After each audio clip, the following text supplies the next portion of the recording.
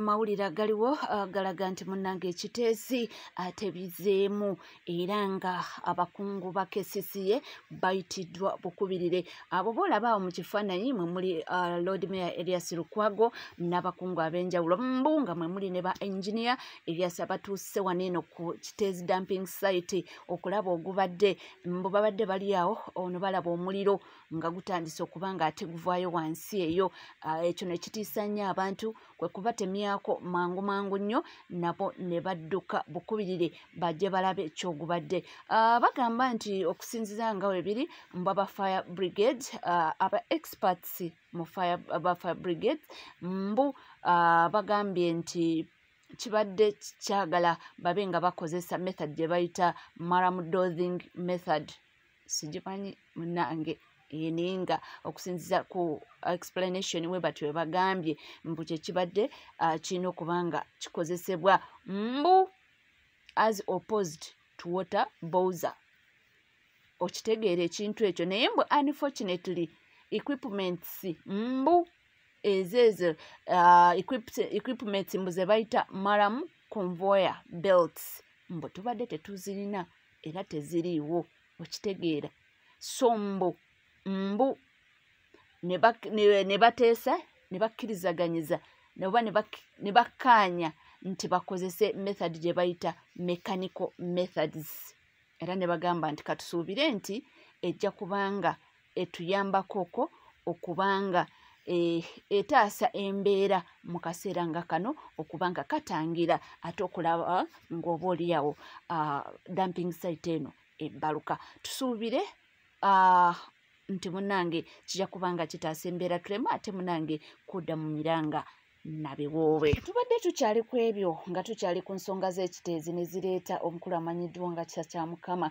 Ono nno nga mukambwe bitya anaabidde Dr. Chris Baryomunsi wamu ne mukulu Prime Minister wa Uganda Robinah Nabbanja mu maaso. Nsonga ki biibino katuwulize bulungi. You know, my name is Kya Mukama. You know, guys are calling me with threatening calls. You'll be arrested, taken to Luzira. And so, if I'm taken to Luzira, does it going to bring the iron sheets which we arrest? The office of the Prime Minister. People of Karamoja suffering because of the Prime Minister's office. And who's the head of the Prime Minister's office? It's Nabbanja Musafiri. Don't intimidate me. When I'm speaking the truth, I'm speaking the truth. Is a teacher to not right on Nabbanja. You are paid money when they are constructing Kakumira Road. And your hotel was supposed to be demolished. Is it working now? So if you are intimidating Kya Mukama, I am seeing this man with a tall head.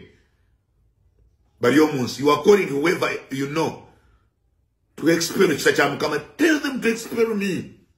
You are Minister for ICT. Okay, you come and ban my phone. Don't call people for intimidation.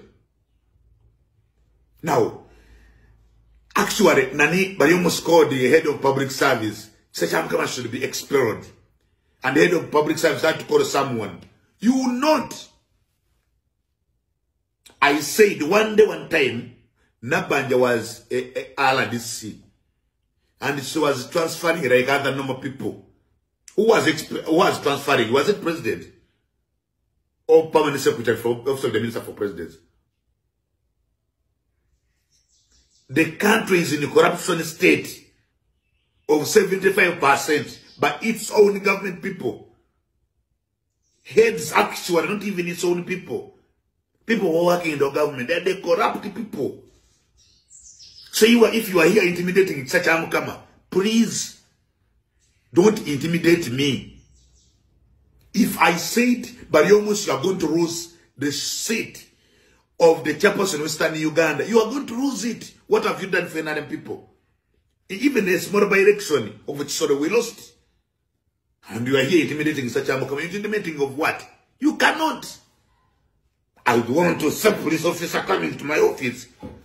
I bag you that shady. Don't. So for me, if I come out of the truth, I was appointed as assistant for the president for monitoring service delivery and corruption. I'm here to expose you. Office of the Prime Minister is a corrupt office. When I'm speaking this, you don't intimidate me. It's not you who appointed me. The same authority that appointed you is the same authority that appointed me. No. When you are thief in your office, you are thief. Tell us where the iron sheets of the poor people of Karamoja. No, that's not the only deal. How many people have been arrested in the Prime Minister's office? Nabaja, this is not your clan's office. You brought all the people from your families and you have dragged them in offices. And you chased out people from other offices. That's why corruption is high in your office. So people in your authority, investigate that one. How many relatives for Nabaja are working in that office? So if you're intimidating in such a way, you are intimidating in I can't keep quiet. This is not a clan office. This is the public office. Whoever can work in that office. But your family is full of that office. People who are working in chief government's office by that time before you came. They're all just away. I know them. Nobody, you know the problem you between and the office of the Minister for Presidency. You wanted the government to buy your land at 15 billions. And someone had donated already the land. You people intimidated that man, called the Manial. And was even arrested. So if you are here to intimidate Secham, I know you cannot. I tell you that one. Even if President comes there and I will tell you the truth. You wanted your land to be paid 15 billion shillings. And I have the proof that you have been sending Minister for Presidents messages that you want Sanderson to be transferred. They are proof. So you people, when you sit in that office, Nabande, you are not God. I tell you this. Even the President Museveni, people can tell him his problems. So you are here intimidating, you are calling whoever who come and to arrest me. I know you arrest me, but the one who will come, you understand Chachamukam is a mad guy. Just wait. Intimidate me at your own risk. I will not keep quiet. Even if I'm in Jerusalem, even if I'm in a court, even if I'm what, the iron sheets were lost in the hands of Nabanja. And you arrested the smaller pigs. State minister can steal. So you arrested other ministers. And even other ministers who are dragged in the court, they're out of. Please, I'm not going to keep quiet. Chase me, do what you want. I want to keep quiet. You are thieves. The government, the office of the Prime Minister is a corrupt office entirely. So if you are almost coming here to intimidate me, don't intimidate me. I was appointed like you. And soon you people are not coming back. I tell you this. Ndozo biwulidde agambye ensonga y'amabaati. N'abakakasa nti ne munankubira amasimu nga muntiisatiisa nja kusigala nga njogera. Era n'abagamba nti nze nange obukulembeze bwe ndiko baabumpa nga mmwe bwe baabubawa. Ekisembayo n'abakakasa n'abagamba nti come 2026 temukomawo mu parliament. Bibyo ndowooza obiwulidde bino biwanvu era byeyongerayo ate ffe we tuli okuba nga tweyongera okuba nga tugabatuusaako. Tukyali ku nsonga za ggwanga. Munnange waliwo wino omulala azuuliddwa agamba ki? Nabyo bibino katugendeyoko tulabe. Ogamba otya mwana wa mama? Munnayuganda weenyweze siba omusipi gunywere. General Museveni yayise NRM caucus mu State House Entebbe n'ekigendererwa ekyokwagala okuddamu okutigaatiga mu ssemateeka. Mujjukire bulungi kkooti ensukkulumu yakola okusalawo n'eyimiriza kakangalu kkooti kakooti maaso okuddamu okuwozesa abantu ba bulijjo kubanga tekali under courts of judicature si kkooti kali kantu kali awo kakwasisa bannamagye empisa so tekalina buyinza buwozesa abantu. Kakati bw'otunuulira ssemateeka w'eggwanga waliwo akawaayiro 92 mu 1995 constitution akakugira kubajjukira judiciary ne parliament legislature bitambula bibiri era be custodian ba ssemateeka w'eggwanga Uganda. Kakati akawaayiro kano kali kagamba nti parliament tekkirizibwa kola nongosereza zonna zigendereddemu kuyisa lugaayo oba kujjawo kusalawo kukoleddwa. kooti ensukkulumu oba kooti wawula esobola okukola ennongoosereza mu ekyo ekisabiddwa kooti oba ntegerekese bulungi kati Museveni kye baakoze jjukira bagambye ti kooti eno tekkiriza kuwozesa muntu wa bulijjo of which Museveni kino takyetaaga ayagala asigale ng'awozesa omuntu wa bulijjo kubanga kino akikozesa nga political tool okulwana abo abamulwanyisa naddala opposition candidates oba abo bannayuganda abataagala gavumenti abalwana okumuggyako kakati kitegeeza amendments zonna ze bagenda okuleeta balina osooka okukwata mu kawaayiro kano bakajjewo mu ssemateeka jenyi balyoke baleete amendments ezigenda okuwa kooti masho kano obuyinza obujja obugenda okasobozesa okuwozesa abantu ba bulijjo nga kiri mu mateeka ka kooti kano okuwozesa abantu ba bulijjo hati nnojjukira mu parliament kikola na numbers yes ababaka baffe abatono abopposition abali ku alaali bo bagenda kukola ogwabwe naye still jjukira NRM yesinza ababaka abangi yesinza numbers automatically era kino kigenda kuyita naawe mukyonkola ki buvunaanyizibwa bwo gwe munnayuganda ndaba gwampuliriza okudifendinga ssemateeka w'eggwanga bwe kiba nti essiga eddamuzi liwambe ne setteeserezo palamenti nayo mpambe kati obuyinza obwo busigadde muggwe munnayuganda gwalina okulwana n'ostopinga kino mawulidde statement yakoleddwa mutabani wa Museveni ng'abisoma ng'akulaga nti kooti oba essiga eddamuzi siri eri custodian lya democracy ne ssemateeka w'eggwanga era nga bakulaga nti baba UPDF demokrasia abukadde mu ggwanga wano atuddewo lwa UPDF oba ntegerekese bulungi kitegeeza nti kooti tezirina kye zigamba kyokka neno parliament mwe baagala okukola ennongoosereza mu ssemateeka okuleeta amendments Anthony General mwagenda oleeta amendments parliament yemu yakamala okuyita muhoozi n'agamba it's a group of mediocres tajja jijjamu era tajja kulinnyawo era teyalinnyeewo ontegedde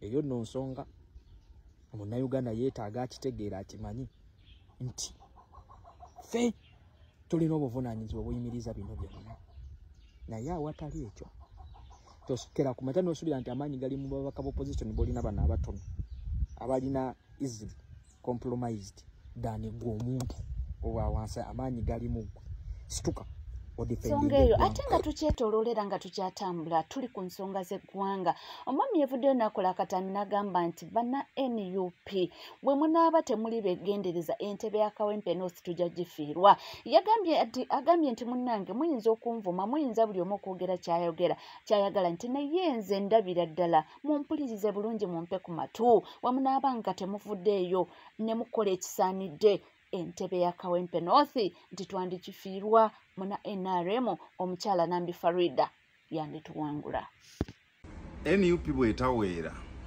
eyinza okufiirwa akalulu ke Kawempe North akaba election lwaki njala owulirize bulungi nnyo bino bya wano oba toyina wano video tambuza ogende kubaddako NRM yaleese omuwala bamuyita Hajat omukyala bamuyita Hajat Nambi Farida abeera mu Kyebandaawo.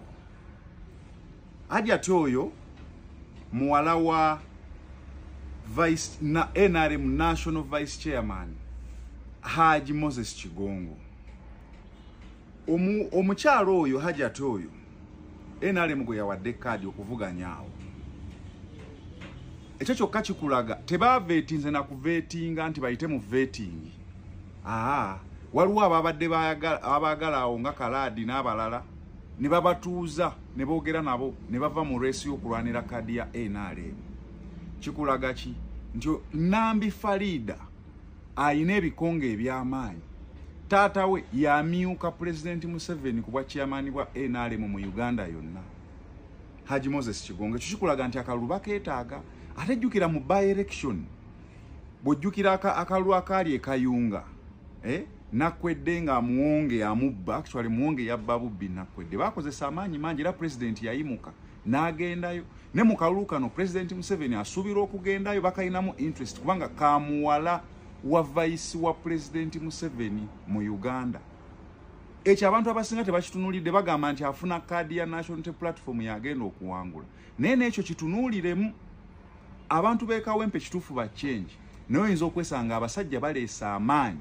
Abasajja ne bajjaawo ne babba akalulu nga bwe baakolewa Nakwedde Kayunga. Ate jjukira President Museveni yakola statement e Kayunga n'agamba nti NRM bwe batesazeewo nti gundi ayitemu tayitamu.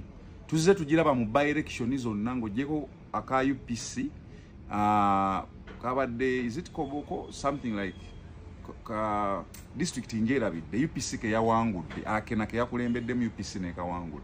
By election zonna endala zonna ezizze zibaawo NRM ebadde eziwangula.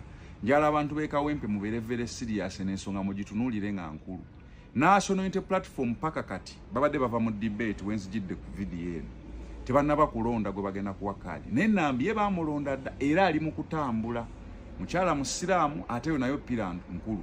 Ekyokubiri ye mukyala yekka ali mu race eno. Ulirizaawo nnyo wano Nambi Farida Hajati Nambi ye mukyala yekka ali mu race ye Kawempe North.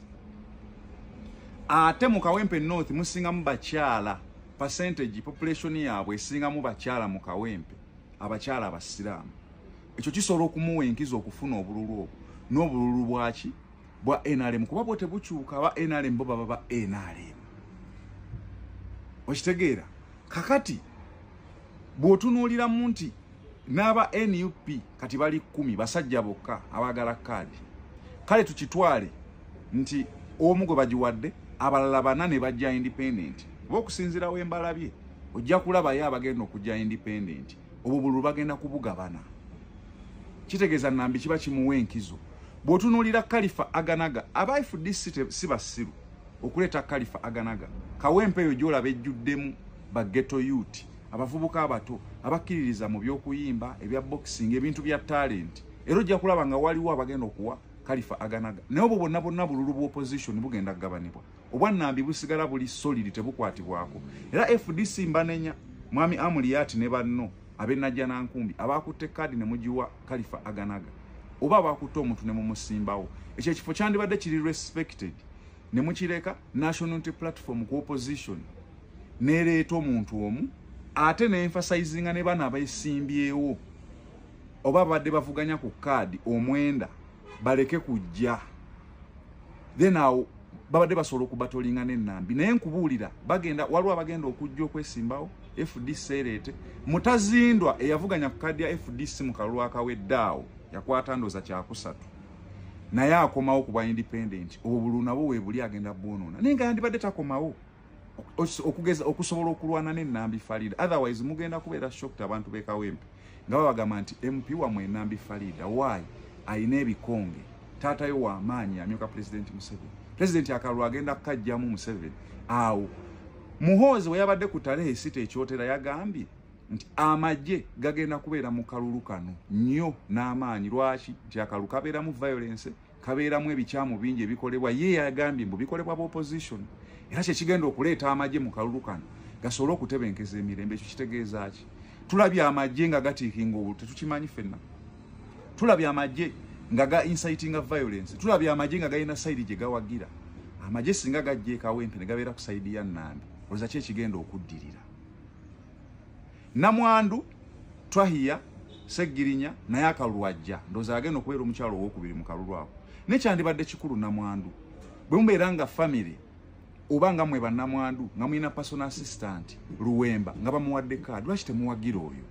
Lwaki ojja mu kalulu okwonoona? Kubanga ne bannamwandu abala kuba Seggirinya yali alina bannamwandu abasoba mu 10. Naye ng'ate bonna ba mu Kawempe omwo era nga balonzi be. Ndowooza ye yalyanga ku balonzi bwe Namunswa bw'atyo bwe yakolanga. Bonna basazeewo bagenda kuwagira Twahiya. Naye ng'okwo kwonna kutta bululu gwe bagenda kuteekawo opposition aba National Unity Platform. Nze nsuubira nti Namwandu wandikiriza n'owagira yenna NUP gwe n'awa kaadi osobole obutatta kalulu. oba sekyo asobola okukozesebwa ng'ekyokulwanyisa ate National Unity Platform esobola omukozesa. Twahia najja mu kalulu ako n'abo omukyalo owokubiri n'atta ku bululu bw'abakyala abandi badde ate babuwa Nambi. Nayo strategy endala naye ng'ekikulu kya byonna opposition yandibadde omu ng'ava mu NUP kuba n'ekifo kyabwe compensation ate n'abandi wadde na Luwemba mu mutima omulungi oba Magala. Then ebibiina ebirala ne bitaleeta ne bafaafagana ne Nambi bonna ne bakola collectively okulwanagana ne Nambi. Naye tobeera shocked. Eno video njagala ogitereke ogitambuze oyinza okubeera shocked nga Nambi Farida muwala wa Haji Moses Kigongo NRM National Vice Chairperson amyuka President Museveni nga bamulangiridde nti awangudde Kaluka Kawempe North akaba election akaliyo mu the opinion ye ate everybody is entitled to his or her opinions. So ye kirabye bwatyo ate nga munnange ensonga yandibamu egumba tuzze tulaba by elections nyingi nga opposition teyitawo. Twalaba by election yali Soroti gye twali tumanyi nti eyo strong opposition gundi area naye era nayo NRM yayitamu oba yayitamu etya nze tumbuuza. So muna twalaba ekyali ekayunga nga wakyogeddeko akalulu kanakwedde. So tetumanyi kinaddako naye nga ensonga ye bambi yandibamu egumba tuleme kubanga tugibuusa maaso. Nga tuvuddeko eyo ye Kasuku si musanyufu eri Kojja Kimbowa mbu waliwo interview gye yakoze ate nakuba Flavia Namulindwa nsonga ki bibino. About Kojja Kimbowa nalabye Kojja Kimbowa ng'okola interview ng'oyogera ku Flavia Namulindwa bakubuuza yali muninkiniwo bakola ki simanyi gye kyavudde naye nyakye sitategeera ennaku zino.